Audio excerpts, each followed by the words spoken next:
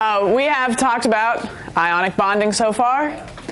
You guys know how to do the dots, you know how to do the crisscross, but we have to incorporate two more components to ionic bonding. First is going to be introducing polyatomic ions, which theoretically you are studying the list of. There are a few more than the list I gave you, but those are some of the most common that I would like you to learn.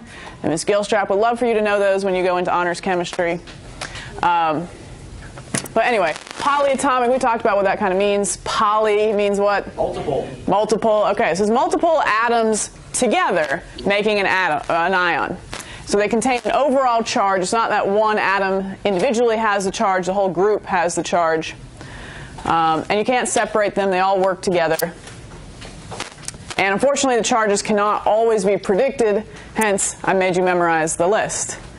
So here's an example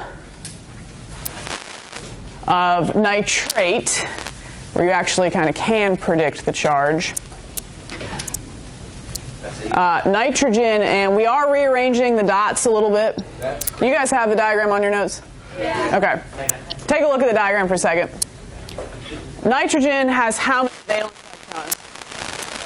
electrons? 5. Okay. And then oxygen has how many? 6. Okay. So look at the dots. And this is actually a covalent bonding example, which is going to be our next little topic in bonding, but together the whole thing is an ion. Anyway, oxygen's got 6 valence electrons, and yes, we did move them around a little bit. We're not drawing an individual dot diagram here. So this example right here is a covalent bond where these 4 electrons get shared. And sharing is a covalent term. Giving and taking, that's ionic.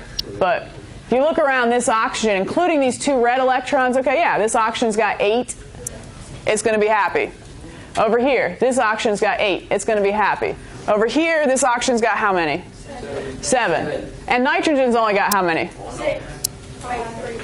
1, 2, 3, 5. 5 of them. Including these? 6, 7. 7. So clearly here is the missing pole. This is the gap.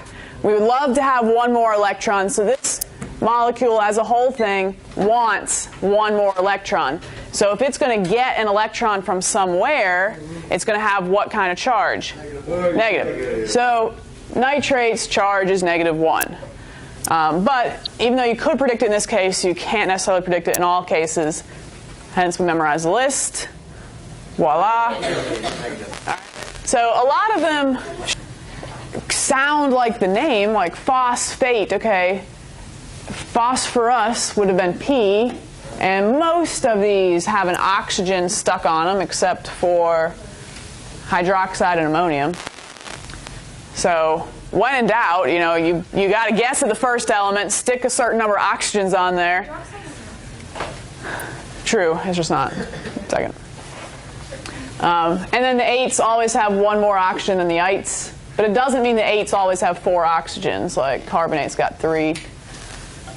You only have, you know, phosphate's the only one that's -3. You have 4 that are -2. The sulfate, sulfite, and carbonate and chromate. There's chlorate not on here. Oh, chlorate is on here. Okay. I don't know. When in doubt, guess -1 is your charge, I guess. Yeah. How do you know where to put the element in? Oh, good. Okay. So you do put the metal first, but I should amend that to say not necessarily just the metal, but the positive ion. So if I'm having an ionic bond with hydronium or ammonium, they would come first in the formula. Good question. All right. So simply a couple examples.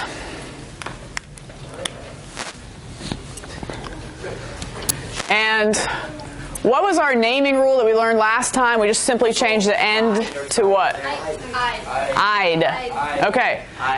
So if it's a single, it should end with ide, like, you know, oxide, fluoride, chloride.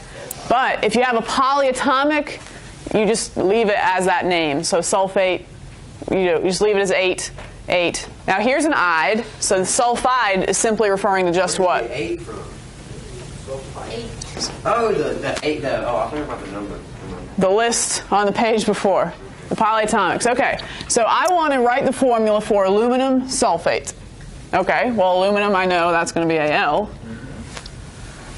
But sulfate, I got to be careful. Don't just think, okay, well, it's sulfur, I'll just put the S. It's more than that.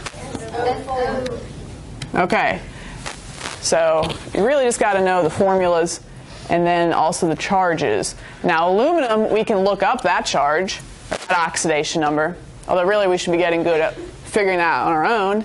But what's aluminum's oxidation number? Where did the O come from? It's a charge for sulfate on your sheet. Is -2. Okay, so we've got, so these are our charges. So we're still going to do the crisscross, you know, same old, same old. You just have to theoretically know the polyatomics. But we have a little issue with the crisscross because, all right, well, I'm crossing a 2 over here, fine. Then I got what, SO4, 3? Do I want to write it like that? Not 7. It's nothing. It's nothing. Better guess. It's 11. 10. It's nothing. Okay. Whoa, stop. There's an easier way. No math involved. But you would not end up with 7 oxygens. You would end up with 12. To indicate that, this is new to us, we need to use parentheses. I want to say I have 3 sulfates. I have 3 of all of this. So I know in math you would put the number in front of the parentheses, but in science, you know, down at the bottom right, that subscript tells me I have 3 sulfates. It's the same thing with parentheses. And you got to know the polyatomics. What? No, so you're done. You're done with that formula. You just write that. No, you don't simplify it like you would in math. You don't write out S3O12. You just leave it like that. But it is known that there would be 3 sulfurs involved and 12 oxygens involved. So you just put parentheses. So that is done. A quick check as far as the charges go, because again, this is an ionic bond, and these ions are sort of held together by the positive-negative attraction, the idea that opposites attract. But aluminum's got a +3 charge. Well, I'm going to need 2 aluminum, so that's 2 sets of +3. Sulfate has got a -2 charge, and you're going to need 3 of them, so you got 3 sets of -2. You know, you can see where that balances out. But this is all you need to do. Same old crisscross, but if you are doing the crisscross with a polyatomic, you do need parentheses. All right, another example. Calcium nitrate. All right, calcium is just going to be what? Ca, and good, put the 2+. Nitrate. NO2. Yeah, careful with the 8s and 8s. Oh, okay. NO3. My bad. 8's going to be 3.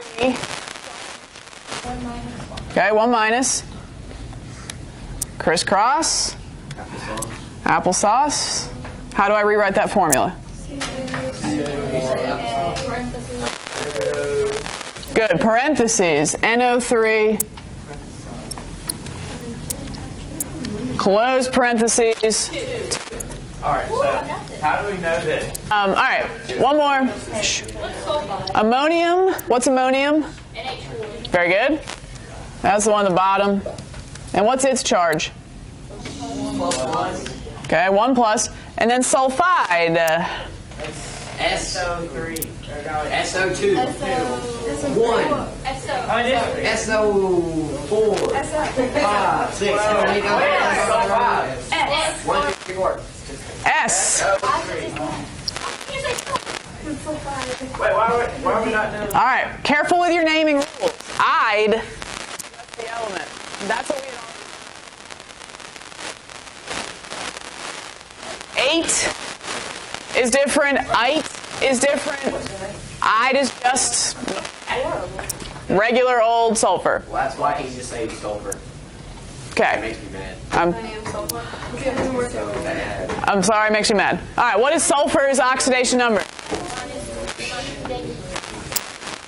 All right, so crisscross, what's our formula here? NH4 +2. Very good. Put all the NH4 in parentheses, the 2, and then just an S.